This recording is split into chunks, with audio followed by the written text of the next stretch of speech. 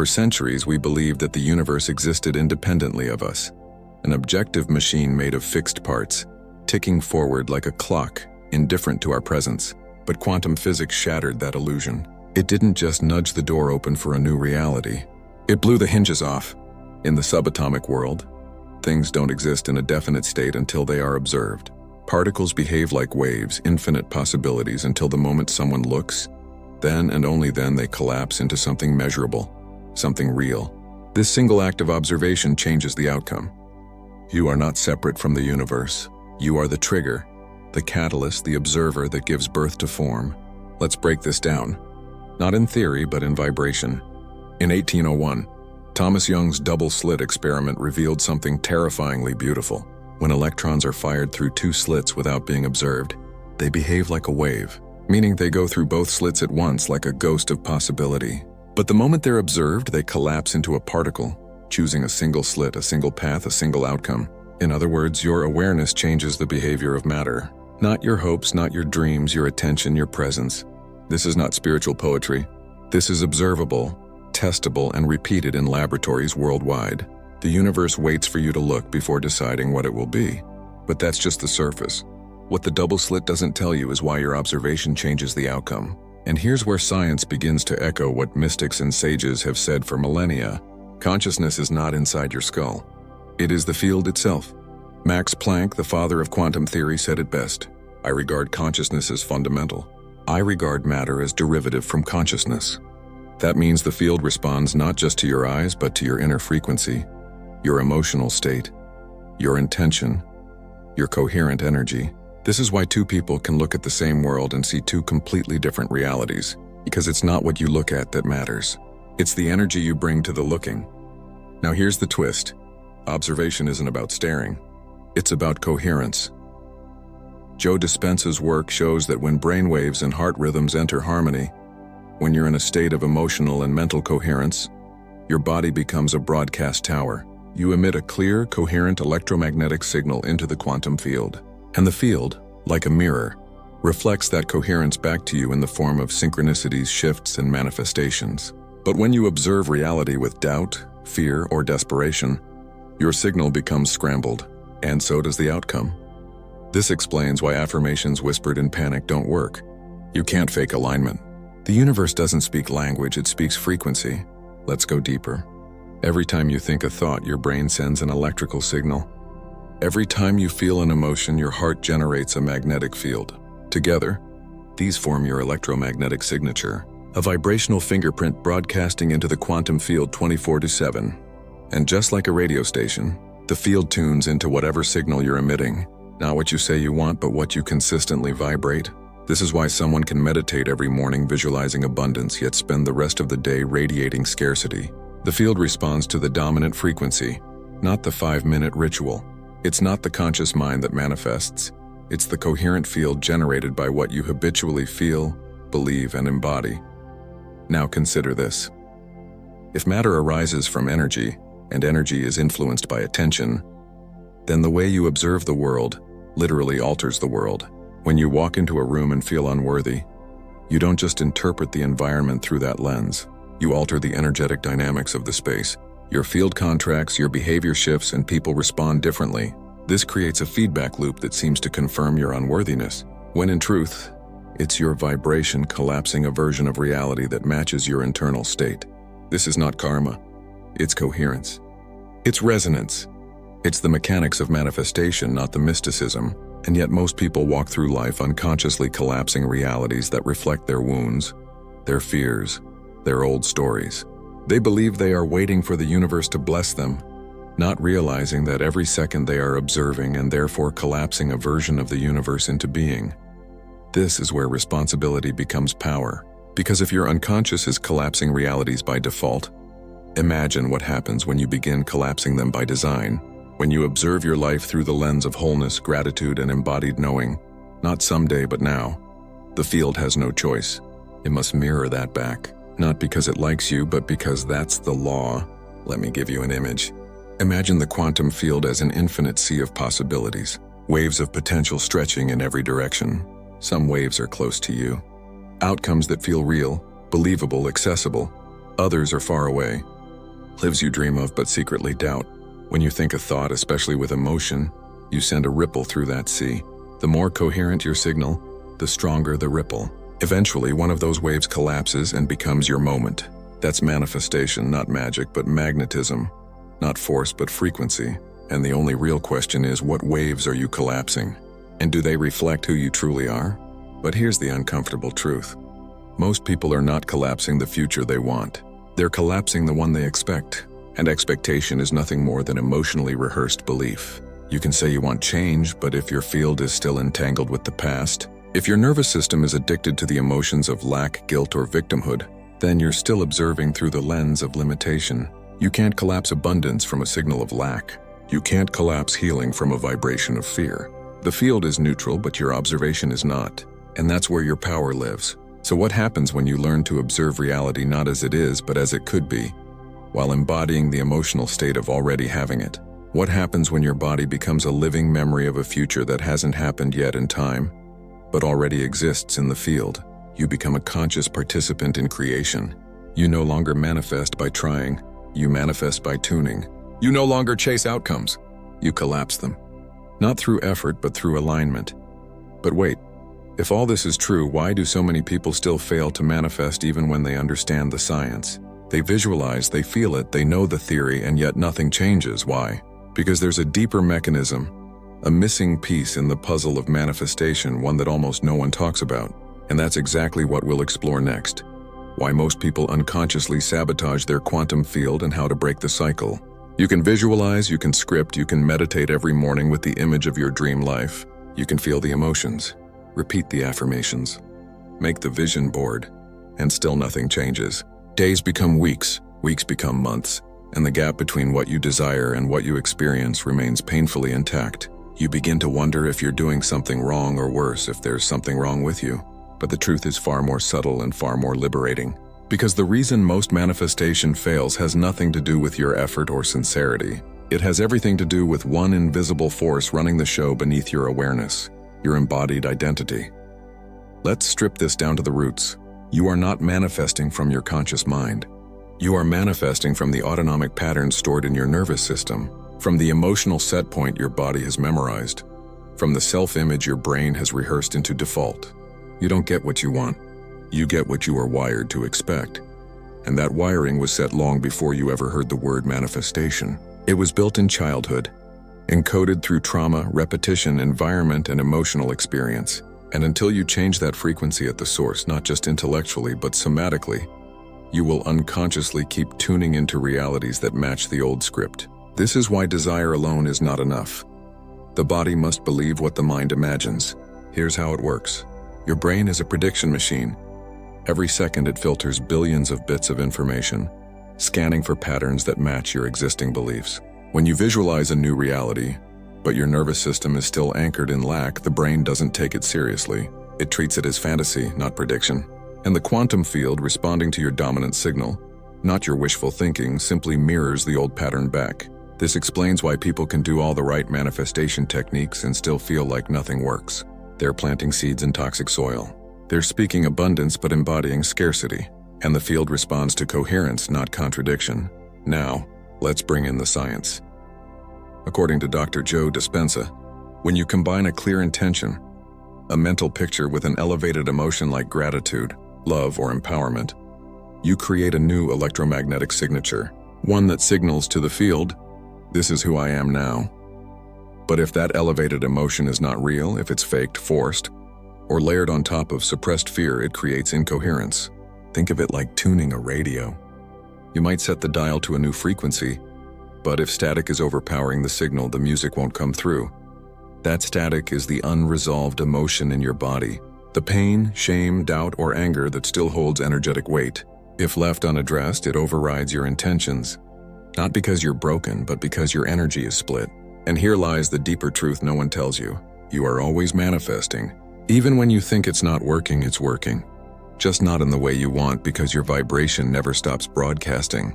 If your identity is still fused with the past, with the version of you who failed, who struggled, who didn't believe, then that's the version your field collapses into form.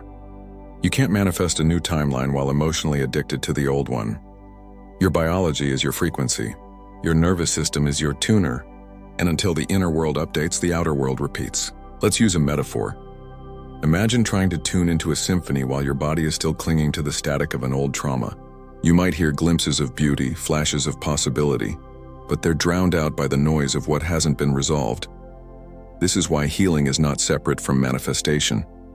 It is manifestation, because when you transmute the emotional charge of the past, you free up space in your field.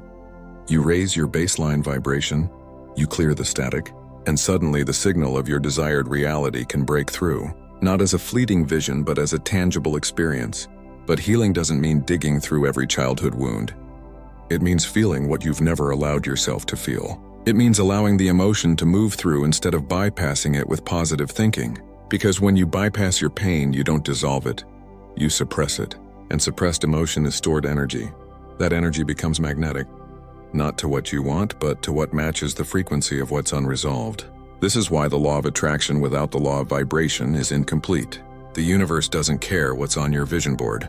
It responds to the emotional memory your body keeps replaying. Now here's where things begin to shift. You don't need to fix yourself to manifest. You don't need to be perfect, healed, or high vibe all the time. But you do need to be honest. You need to become aware of the gap between what you say you want and what you truly believe is possible for you. You need to feel the grief beneath the hope, the fear beneath the affirmation. And you need to meet those energies not with resistance but with compassion. Because what you meet with love you dissolve, and what you dissolve you reclaim as power. There's one more layer. Most people try to manifest from the place of wanting, but wanting is a signal of lack. When you want something, you are by definition acknowledging that you don't have it. And in the quantum field, that vibrational signature becomes your reality. You're not punished for wanting, but you are magnetizing from it. Neville Goddard taught the power of assumption, the practice of living as if the desire is already fulfilled, not as a trick, but as an act of alignment. When you assume, you become. When you become, you collapse. And when you collapse, the future folds into now. So the real reason most manifestation fails is not because people are lazy, undisciplined, or unlucky. It's because they're trying to change their lives without changing their identity. They're trying to create a new outcome from the same emotional chemistry that created the old one. And the quantum field doesn't respond to your timeline. It responds to your signature. Until your signature shifts, the loop continues, not out of punishment, but out of coherence. Because the universe is always loyal, not to your preferences, but to your frequency. But what happens when your frequency finally reflects the version of you who already has it? When your body becomes the memory of your future, when you stop visualizing your dream life and start being the one who lives it, that's when reality bends, that's when timelines jump, that's when the quantum responds. And in the next chapter, you'll discover exactly how that happens, because the universe doesn't respond to what you desire. It responds to what you embody. And once you understand this vibrational mirror, you'll never look at manifestation the same way again. What if the universe doesn't speak in words, symbols, or even thoughts, but in resonance? What if it isn't responding to what you think you want, but to what you are in this exact moment? This is the silent truth behind every quantum shift, every timeline jump, every so-called miracle. The universe is not a vending machine that gives you what you request. It is a mirror, perfect, neutral, and immediate, reflecting back the signature you're transmitting, regardless of what you say, believe, or wish. And here's the most confronting part. That reflection is always accurate. You are not manifesting things. You are manifesting reflections of your state of being. If there is chaos around you, there is unresolved chaos within you. If opportunities keep slipping away, there's a signal inside you that doesn't feel safe receiving. If love feels distant, it may be because your energy still expects abandonment more than connection. This isn't about blame. It's about radical energetic responsibility. Because once you understand that reality is responding to your inner coherence, not your conscious preferences, you stop begging the universe to change. You start tuning yourself to the version of reality that already matches your desired outcome. Think of the field like a cosmic mirror, not metaphorically but energetically. Everything you experience is a reflection of the vibration you hold most consistently, not what you feel once in meditation, but what your nervous system has rehearsed as normal. If your baseline is guilt, even abundance will feel uncomfortable. If your baseline is stress, even peace will feel boring. The quantum field doesn't filter your signal through your intentions. It matches your vibrational average. This is why people often sabotage their manifestations. They reach for something new while still being emotionally entangled with the old. And the universe, in its precise neutrality, simply reflects the dominant signal. Let's bring this home through the science of coherence. HeartMath Institute has shown that the heart emits a magnetic field several feet beyond the body, and that this field changes based on your emotional state. When you enter heart coherence, a state of appreciation, love, or deep presence, your electromagnetic signature becomes smooth, harmonic, and expansive. You literally become a stronger transmitter. And in that state, reality bends. You begin to notice synchronicities, connections, breakthroughs, not because the universe suddenly loves you, but because your field has entered into resonance with a more aligned timeline. In other words, you're no longer chasing the reality you want, you're matching it. Now consider this. Everything you want already exists as a frequency in the quantum field. There is no waiting for it to arrive, only waiting for you to align. This is not about becoming worthy. You were always worthy. This is about becoming resonant. Worthiness is not a reward. It's a remembering. And the moment you stop striving to earn your future and start embodying the energy of already being it, the quantum responds. Not later, not eventually, instantly. Because in the quantum field, time is irrelevant. There is only now and your frequency within it. This is why wanting blocks manifestation. Wanting implies distance, and that distance becomes a self-fulfilling vibration. The more you want, the more you reinforce the idea that you don't yet have, and that vibration creates a field that reflects more absence. But when you shift from wanting to being, everything changes. You stop sending signals of separation. You start radiating unity with the reality you're calling in. That's when the field begins to echo your frequency in tangible form. Not because you forced it, but because you finally matched it. Let me offer you a simple but profound question. One that collapses illusions and activates alignment. If the version of me who already has what I desire was living this day, how would they think, feel, move, speak, and decide? This isn't imagination. This is integration. Because as you step into the state of the version, you activate the timeline of the version. And when you sustain that alignment, the field starts rearranging matter around your frequency. This is not magic. This is mechanics, vibrational mechanics. And yet this level of manifestation isn't about effort. It's about energetic hygiene. It's about cleaning up the signals you send through unconscious fear, self-doubt, or inner conflict. It's about listening to the emotional echoes you avoid, the resentment you pretend isn't there, the shame you numb with busyness, the fear you mask with control. These unspoken frequencies are still being broadcast, and the field, being exquisitely sensitive, responds to them just as much as it does to your conscious intentions. So the deeper invitation is not just to focus on what you want, but to become aware of what you're already being. Here's where the mirror becomes your greatest ally. If you're brave enough to look at your life without judgment as a pure reflection of your dominant vibration, you'll discover the map to your next shift. Not through force, but through frequency. You'll begin to recognize the old patterns as just that. Patterns, not prison sentences. And you'll stop asking, how do I get there? And start living from I already am.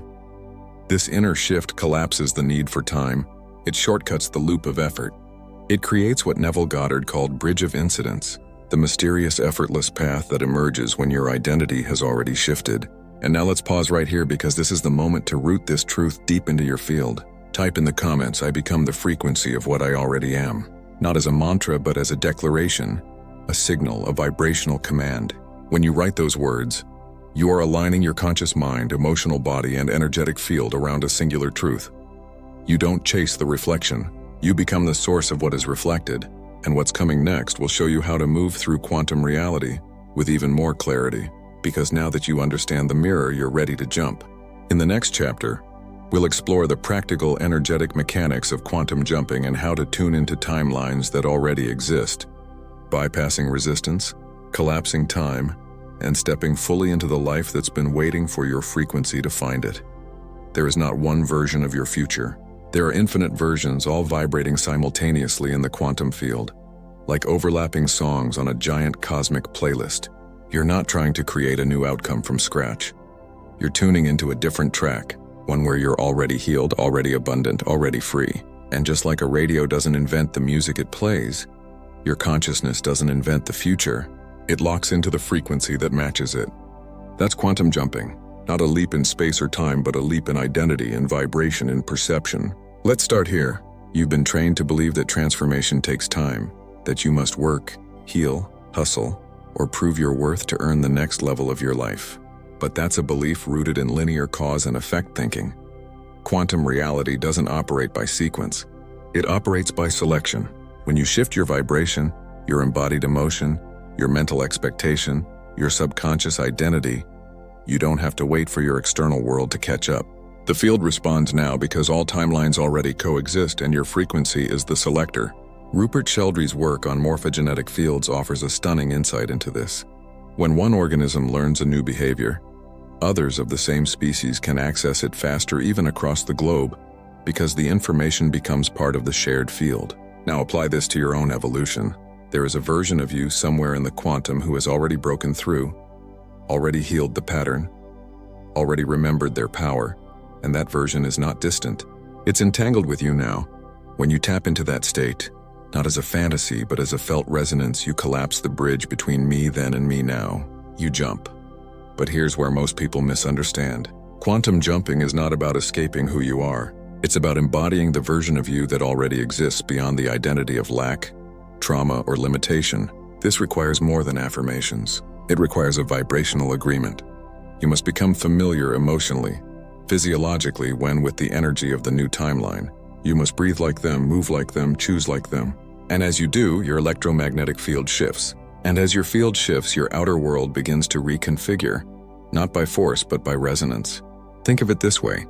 Your life is not a fixed path. It's a multidimensional network of potentials, each one activated by your internal state. Every time you react from fear, you jump to one version. Every time you respond with faith, you jump to another. You're constantly hopping timelines, but unconsciously and often backwards. Quantum jumping is simply the conscious practice of selecting, and what determines the jump is not the thought.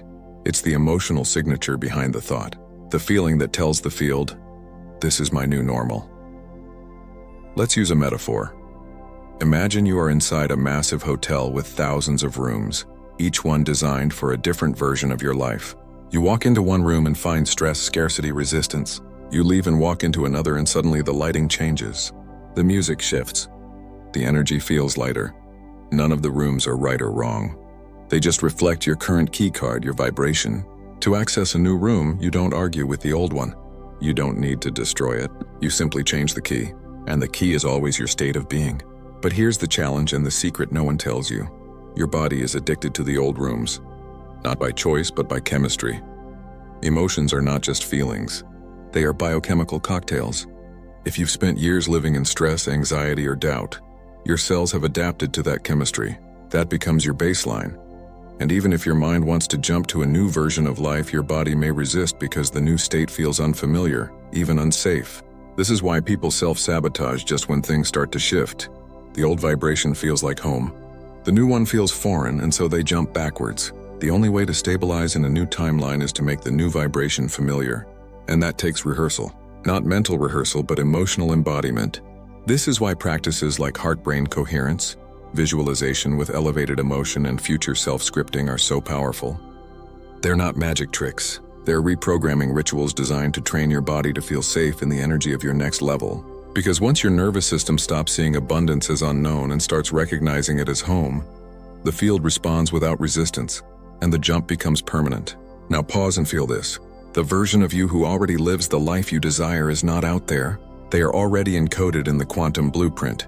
Your job is not to create them. Your job is to remember them, to become vibrationally identical to the version that already has the clarity, the confidence, the peace. And you do this not by changing everything at once, but by choosing moment by moment to act, speak, and think in a way that aligns with that future. The leap is not in time, it's in frequency. And every time you choose coherence over chaos, presence over panic, power over pattern, you jump. So how do you begin? Start with stillness. Stillness collapses noise. In stillness, the old identity loses momentum. Then bring your awareness to the felt experience of your future, not just the image, but the emotional gravity of it. How would it feel to already be there? Don't reach for it, rest in it. Let your body remember the sensation. Let your breath anchor the state. And when you open your eyes, carry that frequency into the next decision you make. That decision becomes the shift. That shift becomes the pattern. That pattern becomes the signature, and the signature collapses a new field around you. Quantum jumping is not about becoming someone else. It's about becoming who you already are beneath the noise, the signal that was always waiting to be dialed in. You don't need to try harder. You need to tune better, because the moment your vibration aligns with the version of you who already lives the life you've imagined, you don't just attract it, you arrive in it. And in the final chapter, you'll understand why that arrival is not just personal, it's universal. Because when you embody your quantum self, you don't just collapse a new reality. You become a portal for collective awakening, and that's where your true power begins. You are not here to chase your future. You are not here to heal endlessly, to fix yourself, or to wait for the right alignment of stars. You are here to remember that the future you seek is already encoded within you. That the reality you desire isn't something you attract, but something you unlock through your state of being. You are not separate from the field. You are the field in form. The portal is not out there. It's you. And the key that opens the next timeline has always been your frequency. This is the truth that the mystics whispered, and the quantum physicists uncovered through equations. Consciousness collapses reality, but not any consciousness, not the frantic, scattered, overthinking mind. What collapses reality is coherent presence, an inner signal that says, "This is who I am now." The moment your inner state becomes emotionally indistinguishable from the version of you who already lives the desired reality, the field responds not out of favoritism, but because it must. That is the law. That is the nature of resonance. That is the intelligence that governs the quantum. And you don't need to wait until your life looks different to start being different. That's the trap. Believing that change begins outside. But the moment you embody the future now, the timelines rearrange, the body responds, the environment responds, people show up differently. Opportunities appear where there was once static. And what seemed like magic is simply the result of frequency alignment, not luck, not chance, physics. You are not here to be a student of these truths forever. You are here to become the living transmission of them. Every breath, every step, every choice you make is a message to the field. This is who I am. When that message becomes clear, consistent, and emotionally charged, the field bends, the mirror reflects, the wave collapses, and you walk through the doorway of a life that was always waiting for you to match it. But this is not the end of your journey. This is the beginning of your embodiment. You now know that manifestation is not an external process. It is the natural byproduct of a coherent inner state. You've seen how timelines respond to vibrational identity. You've understood why healing your nervous system is not a detour, but a direct path to quantum alignment. You've learned that it's not about becoming someone else. It's about becoming the clearest version of who you already are. So now the invitation is not to keep learning, but to begin collapsing. To stop rehearsing your future and start inhabiting it. To stop looking for signs and start becoming the signal. You are the observer, the emitter, the portal through which new realities come alive. And when you move through the world as that calm, clear, grounded, coherent, you activate a field that doesn't just change your life, it changes the collective. Because make no mistake, your coherence affects the grid. Your frequency contributes to the morphogenetic field. Every time you choose presence over programming, love over fear, embodiment over theory, you become a point of light in the quantum network, a signal of what's possible. And others, many of whom you'll never meet, will feel that ripple. They won't know why, but they'll feel something shift. That's what you're here for, not just to manifest, but to anchor the frequency of the new earth through your being. Because this is no longer about waiting for shifts. It's about being the shift, and no longer about hoping for a new world. It's about becoming the frequency that births it. We're not just building a community. We're building a field, coherent, conscious, quantum, and it begins with you.